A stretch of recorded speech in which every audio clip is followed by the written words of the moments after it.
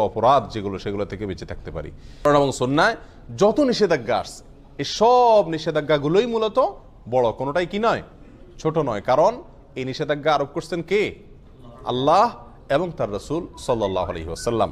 আর আল্লাহ এবং তার রাসূল সাল্লাল্লাহু আলাইহি ওয়াসাল্লামের পক্ষ থেকে যখন কোন নিষেধাজ্ঞা আসে, সেই নিষেধাজ্ঞা আর কি থাকে না, ছোট থাকে না, তুচ্ছ থাকে না। কিন্তু এরপরেও ইসলামী শরীয়তে আল্লাহ এবং তার রাসূল সাল্লাল্লাহু আলাইহি ওয়াসাল্লাম যত কাজ করতে আমাদেরকে নিষেধ করেছেন, সেগুলোকে দুই ভাগে ভাগ করা হয়েছে। কিছু হলো সগীরা আর কিছু হলো কবীরা। কিছু হলো ছোট অপরাধ, কিছু হলো বড় অপরাধ। ছোট অপরাধ হলো কোরআন এবং সুন্নাতে যে সমস্ত অপরাধগুলো, যে সমস্ত নিষিদ্ধ কাজগুলোকে সাধারণভাবে নিষেধ করা হয়েছে, সেখানে কোনো শাস্তির কথা বলা হয় নাই।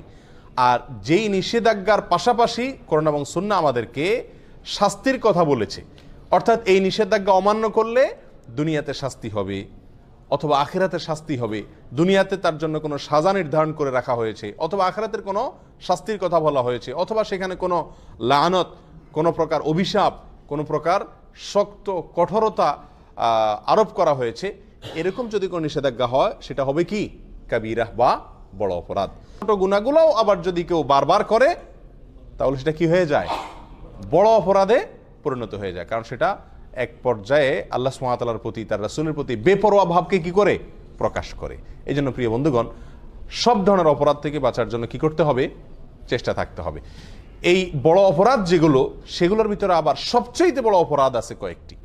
আব্দুর রহমান ইবনে আবি বকরাতা রাদিয়াল্লাহু তাআলা আনহু তার বাবা থেকে বর্ণনা করেছেন, তিনি রাসূল আকরাম সাল্লাল্লাহু আলাইহি সাল্লাম থেকে হাদিস বর্ণনা করেছেন যে তিনি বলেছেন, আলা উনাব্বিউকুম বিআকবারিল কাবাইরি, তোমাদেরকে আমি সবচেয়ে বড় অপরাধ যেগুলো, মহাপাপ কবিরা গুনার ভেতরে আবার সবচেয়ে বড় কবিরা গুনাহ যেগুলো, সবচেয়ে বড় অপরাধ, সবচেয়ে জঘন্য অপরাধগুলো যেগুলো, সেগুলোর উপরে কি আমি তোমাদেরকে বলে দিব না?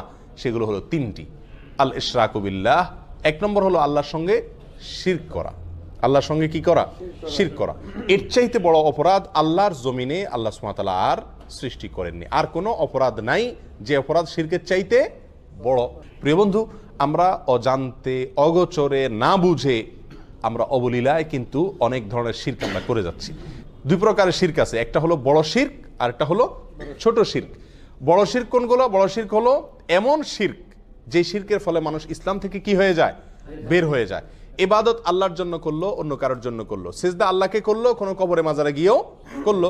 দোয়া, এটা ইবাদত, এটা আল্লাহর কাছে করলো, আবার কোনো মাজারওয়ালার কাছে গিয়ে সেখানেও চাইলো, সেখানেও দোয়া করলো, সেখান থেকে সন্তান চাইলো, ব্যবসা উন্নতি চাইলো, রাজনীতির উন্নতি চাইলো। এই সবগুলা বড় শিরক। এর ফলে মানুষ কি থেকে খারিজ হয়? ইসলাম থেকে খারিজ হয়ে যায়, বেঈমান হয়ে যায়। এটা হলো বড় শিরক। এই বড় শিরক আল্লাহ তাআলা মাফ করেন না। আল্লাহ বলেছেন, ইন্নাল্লাহা লা ইয়াগফিরু আন ইউশরাকা বিহি ওয়া ইয়াগফিরু মা দুনা যালিকা লিমান ইয়াশা। আল্লাহ সুবহানাহু ওয়া তাআলা তওবা ছাড়া যে কোনো গুনাহ মাফ করে দিতে পারেন। বান্দা তওবা না করলেও আল্লাহ তাআলা চাইলে মাফ করে দিতে পারেন। সাধারণত মাফ করেন না, চাইলে মাফ করতে পারেন, সেটা আল্লাহ তাআলার ব্যাপার। কিন্তু আল্লাহ তাআলা নিজের জন্য নিজে এটা অবধারিত করে রেখেছেন যে তিনি তার সঙ্গে শিরক করলে, আল্লাহর সঙ্গে কেউ পার্টনার সাব্যস্ত করলে, সেটাকে আল্লাহ তাআলা কি করবেন না? ক্ষমা করবেন না। এটা ক্ষমার অযোগ্য অপরাধ। হ্যাঁ, যদি কেউ তওবা করে দুনিয়া থেকে মারা যায়, কোনো মাজারে, কোনো কবরে সিজদা করেছে, সেখানে গিয়ে সন্তান চাইছে, কোনো বড় ধরনের শিরক করেছে, অথবা অন্য যতভাবে বড় শিরক হতে পারে সেগুলো করেছে, পরে আল্লাহর কাছে আবার ক্ষমা চাইছে, সেটা ভিন্ন কথা। তওবা করে যদি ফিরে আসে, সেটা আল্লাহ তাআলা অবশ্যই কি করবেন? মাফ করবেন। তাহলে শিরকের ভিতরে বড় শিরক যেটা, সেটা সবচেয়ে জঘন্য, আর ছোট শিরক যেটা, সেটাও কম জঘন্য নয়। ছোট শিরক হলো কথাবার্তার ভিতরে বলার ভুল। আমরা আল্লাহর সঙ্গে, আল্লাহর শক্তিমত্তার সঙ্গে, আল্লাহর যে সমস্ত গুণাবলী আছে সেগুলোর সঙ্গে অন্য কাউকে কি করলাম? পরোক্ষভাবে শরীক করে ফেললাম। উপরে আল্লাহ, নিচে তুমি, আগে আল্লাহ, পাশে তুমি, এই জাতীয় অনেক উল্টাপাল্টা কথা আমরা বলি। অনেক সময় কোনো আমল করি, দিনই কোনো কাজ করি, কিন্তু সেখানে দুনিয়ার কোনো ধান্দাও থাকে আল্লাহকে খুশি করার পাশাপাশি। এই সবগুলোই ছোট শিরকের অন্তর্ভুক্ত। আল্লাহ তাআলা আমাদেরকে বড় শিরক, ছোট শিরক সবগুলা থেকে বেঁচে থাকার তৌফিক দান করুন। শিরক থেকে বেঁচে থাকার জন্য সবচেয়ে বড় এবং প্রধান উপায় হলো শিরক সম্পর্কে জ্ঞান অর্জন করা। তাওহীদ এবং শিরকের জ্ঞান যদি আমার মধ্যে থাকে, তাহলে ইনশাআল্লাহ আমি শিরক থেকে কি করতে পারবো? বেঁচে থাকতে পারবো। আমরা অজান্তে, না জেনে শিরক করে ফেলছি, যার কারণে আমার ঈমান থেকে আমি কি হয়ে যাচ্ছি? খারিজ হয়ে যাচ্ছি। তাহলে সবচেয়ে বড় অপরাধের ভিতরে এক নম্বর অপরাধ হলো আল ইশরাকু বিল্লাহ, আল্লাহর সঙ্গে কি করা? শরীক বা পার্টনার সাব্যস্ত করে ইবাদত করতে গিয়ে, দোয়া করতে গিয়ে, যে কোনো ভাবে আল্লাহ ছাড়া অন্য কারোর নামে আপনি শপথ করলেন, এটাও এক ধরনের কি? শিরক হয়ে যায়। আল্লাহ ছাড়া অন্য কারোর নামে আপনি মান্নত করলেন, আল্লাহর নামে মান্নাত করতে হয়, মান্নাত করলেন কোনো মাজার নামে, কোনো পীরের নামে, তাহলে এটা কি হয়ে যায়? শিরক হয়ে যায়, যেগুলো আমরা অহরহ করছি, আমাদের সমাজে অনেকেই করে চলেছেন। আল্লাহ আমাদেরকে হেফাজত থাকার তৌফিক দান করুন। দ্বিতীয় যেই অপরাধটি মহা অপরাধ, মহাপাপ, কবিরা গুনার ভিতরে আবার সবচেয়ে বড় কবিরা গুনাহ, সেটা হলো উকুকুল ওয়ালিদাইন। জঘন্য একটি বিষয়, অহরহ আমরা অবলীলায় সবাই কম বেশ করে চলেছি, সেটা হলো মা বাবার অবাধ্যতা, নাফরমানি। মা বাবার কি করা? নাফরমানি করা।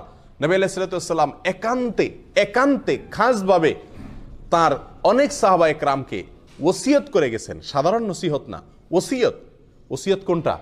মৃত্যুর আগ মুহূর্তে মানুষ একেবারে মনের গভীর থেকে হৃদয় নিংড়ানো যে তপ্ত আহ্বান রেখে যায়, বাবা এই জিনিসটা করিও না, এটা করিও, এইগুলোকে বলা হয় সাধারণত কি? ওসিয়ত। নবী আলাইহিস সালাম তার বিভিন্ন সাহাবা একরামকে ওসিয়ত করেছেন, ওসিয়ত শব্দ ব্যবহার করেছেন সাহাবা একরাম, যা আমাদেরকে রাসূল ওসিয়ত করেছেন মা বাবার নাফরমানি যেন আমরা না করি। যত বড় নির্দেশই করুক না কেন, মানতে আমার যতই কষ্ট হোক, মা বাবার নির্দেশ যেন আমরা লঙ্ঘন না করি, মনে যতই না বুঝুক। মনের সঙ্গে যুদ্ধ করে হলেও মা বাবার নির্দেশকে সবকিছুর উপরে দিয়ে রাখতে হবে। প্রিয় ভাইরা, কোরআনেও আল্লাহ সুবহানাহু ওয়া তাআলা আল্লাহর সঙ্গে আল্লাহর ইবাদত করতে হবে, আর কারো সঙ্গে কি করা যাবে না? শিরিক করা যাবে না। এই নির্দেশের পরেই আল্লাহ বলেছেন ওয়াবিল ওয়ালিদাইনি ইহসানা, মা বাবার প্রতি সদাচরণ করতে হবে। মা বাবা যদি কোনো অন্যায় কাজ করতে বলে, আপনার স্ত্রীর প্রতি জুলুম করতে বলে, অবিচার করতে বলে, অত্যাচার করতে বলে, সেটা করার দরকার নেই, সেটা মানা যাবে না। আল্লাহর নির্দেশের বিরুদ্ধে যদি কিছু করতে বলেন, দায় রাখতে নিষেধ করেন, নামাজ পড়তে নিষেধ করেন, তাহলে সেগুলো মানা যাবে না। বাকি এছাড়া যত সাধারণ নির্দেশ আছে মা বাবার, সেগুলোকে সব কিছুর উপরে অগ্রাধিকার দিয়ে মানতে হবে। এবং এটা মানা, বিশেষ করে আমাদের দেশের মতো যে সমস্ত দেশে যৌথ ফ্যামিলি ব্যবস্থাপনা আছে, সেই সমস্ত সমাজে মা বাবার হুকুম মানতে গিয়ে অনেক ধরনের সমস্যা দেখা দেয়।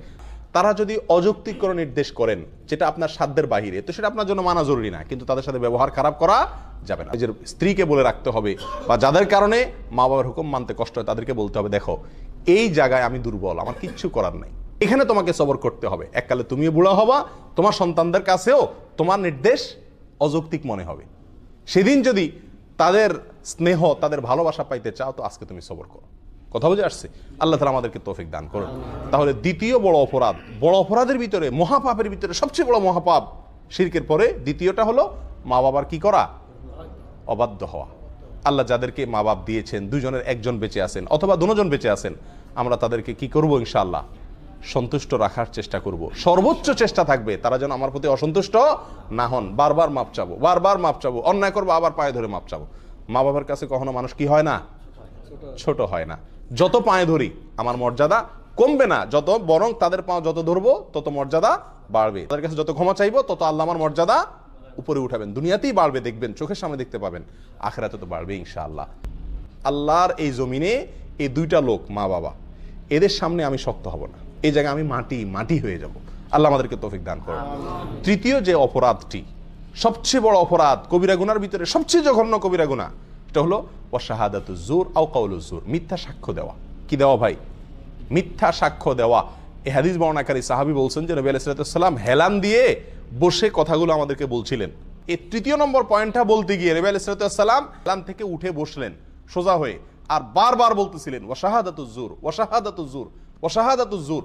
এতবার তিনি বলতেছিলেন, আমরা তখন মন থেকে চাইছিলাম যে রাসূল যেন একটু থামে, আর কত বলবে, অর্থাৎ বিষয়টা আমাদের উপরে অনেক কঠিন হয়ে যাচ্ছে। এত বারবার তিনি বলছিলেন। মিথ্যা সাক্ষ্য দেওয়া অপরাধ সমূহের ভিতরে, কবিরা গুনার ভিতরে এটা অনেক বড় মাপের কবিরা গুনাহ। এখন আপনারা কেউ বলবেন যে মিথ্যা সাক্ষ্য দেওয়া এটা তো আমাদের জীবনে খুব, এই পরিস্থিতির সম্মুখীন আমরা খুব কম হই।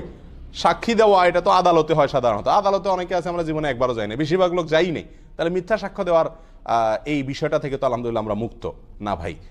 বহু ক্ষেত্রে আমরা মিথ্যা সাক্ষ্য দিয়ে থাকি নিজের অজান্তে, আমরা জানি না যে এটা মিথ্যা সাক্ষ্য হয়ে যায়। যেমন আপনাকে কেউ জিজ্ঞাসা করলো, ভাই লোকটা কেমন, হয়তো সে তাকে চাকরিতে নিবে বা তার সাথে কোনো লেনদেন করবে, আপনার সঙ্গে হয়তো তার দোস্তি আছে, আপনি বলে দিলেন না তার মতো মানুষ হয় না, অথচ লোকটা সুবিধার না। অথবা আপনার সঙ্গে তার শত্রুতা আছে, লোকটা কিন্তু ভালো, আপনি বলে দিলেন না সে কি মানুষ নাকি, মানুষের জাত না। এটা কি দিলেন আপনি?